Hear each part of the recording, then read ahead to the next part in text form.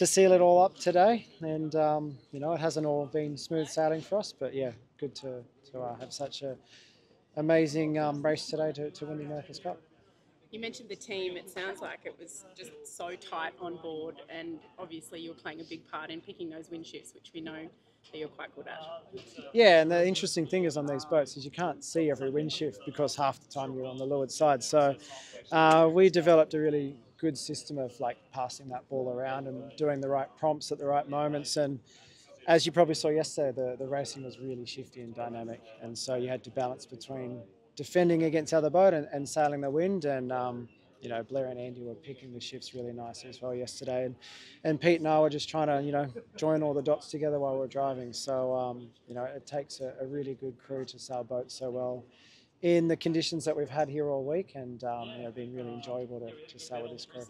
And we saw on the broadcast getting back to Emma and Jack and Charlie, and obviously that's a highlight for you too. I have never seen Emma smile so big. Obviously, she's proud of you. Yeah, Em's got a great sail on the best of days, and today I'm sure she's going to have some sore lips tonight from how much smiling she was doing. But you know, the America's Cup for our family means so much. She's been involved in the Cup since '87. You know, her dad was involved in Team New Zealand for such a long time, and you know, I met Emma in San Francisco at the America's Cup, and to be here now in Barcelona winning the America's Cup with Jack, who's 5, Charlie, who's 3, it's like almost a full cycle for the family. So that was amazing, and to have obviously my parents up here and my brother and sister too. It's I think what people don't realise is how much the family's emotions get pulled during these events. So we're on the water doing the racing, fighting it out there, but you know, it's obviously very stressful for the families watching. And Emma said to me on Wednesday night, she's like, "That was the worst day I've ever had. So can you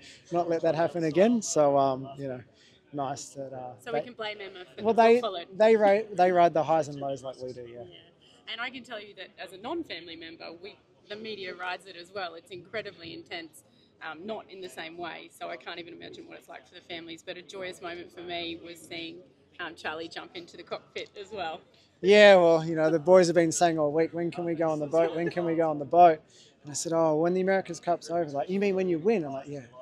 If we win, we'll bring you down onto the boat. So I had to go up and grab them and put them into the boat. And Jack's there pushing the buttons on the wheel, and you know, they're sitting on their seats and can't see out at all. But you know, just what a cool experience for them, you know, to be here and to be involved in such an amazing event. And you know, in a month or so from now, we're going to start our own cruising adventure, and we're going to go sailing much slower than we've been this week, and looking forward to spending time with the family. That sounds like a great plan. Congratulations, Nathan. Thank you very much. You're very welcome. Cheers. This has been a great one for 49er sailors. Is that accidental, or is it just a really, really natural fit?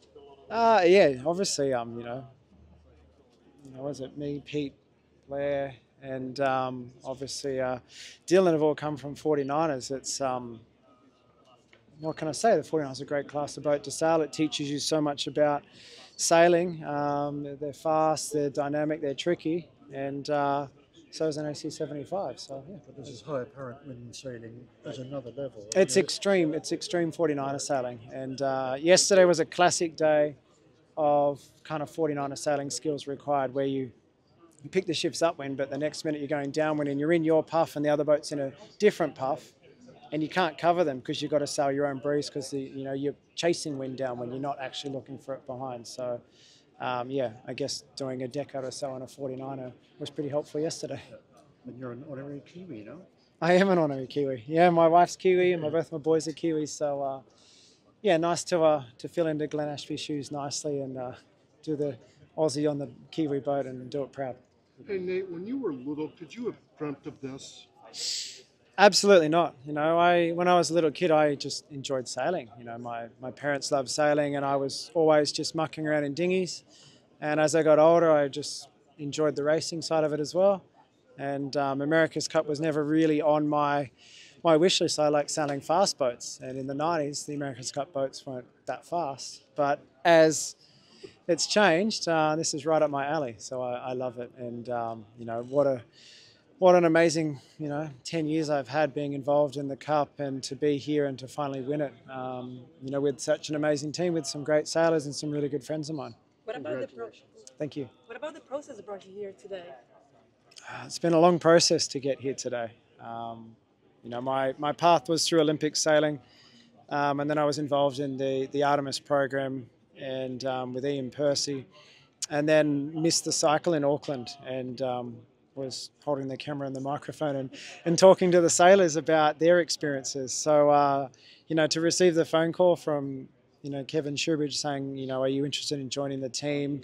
And we think, you know, it's going to be 2 helmsmen for the next cup was a pretty cool phone call to receive, and to be here and to deliver that result and to, you know, help the team win another America's Cup has been a huge experience for me. You guys set the bar so high with this America's Cup. You were going so fast. What's next for Emirates Team New Zealand? I'm sure the bar will go higher again. We know that the challenges are getting better and better. We know that each time you do a small iteration of the design rules, everyone closes up again. And I think what's been so good about this America's Cup is how close the competition's been. You know, you look through the Challenger Series and all the knockout rounds of the semis and the finals. There have been some amazing races there, and, you know, the races we've had with Ineos have been pretty amazing as well. You know, very tight races, and, you know, we had to work very hard for it. So each team's going to leave this America's Cup having learnt a lot and having some thoughts on what they'll do for the future. And, you know, we're the same. You know, I'm sure at some point in the future we'll know what the rule's going to look like and where we're going to race and when we're going to race, and then it's about just putting that bar as high as you can and trying to do a chin up over it. You've seen quite a few. So how does it feel to bring home the cup for the 3rd time in a row? Oh, it's awesome. It's Well, you know, it's been a lot of work for 3 years for the whole team. So, you know, I think it's been brilliant. I think the team. We knew that we were up against super strong competition this time. So yeah, it's fantastic. You know, to see all our hard work pay off. As head of the designer team, what was the biggest challenge this cup? I think in a way it's kind of knowing where to focus. You know, we know that all the other teams are going to be converging. We all saw what everyone else did last time, so it's about identifying the things that are going to make a difference, and a lot about understanding the venue. Barcelona's pretty different to Auckland, understanding that you can get days with big waves and not much breeze, so it's quite a different situation.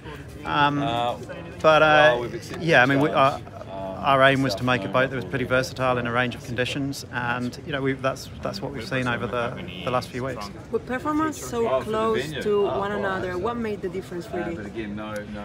I think the boat performance itself, yeah, as you say, you know, you're fighting over tenths or hundredths of knots, but the way you can sail the boats can make a huge difference, and we've made real steps forward between the round robins and the final.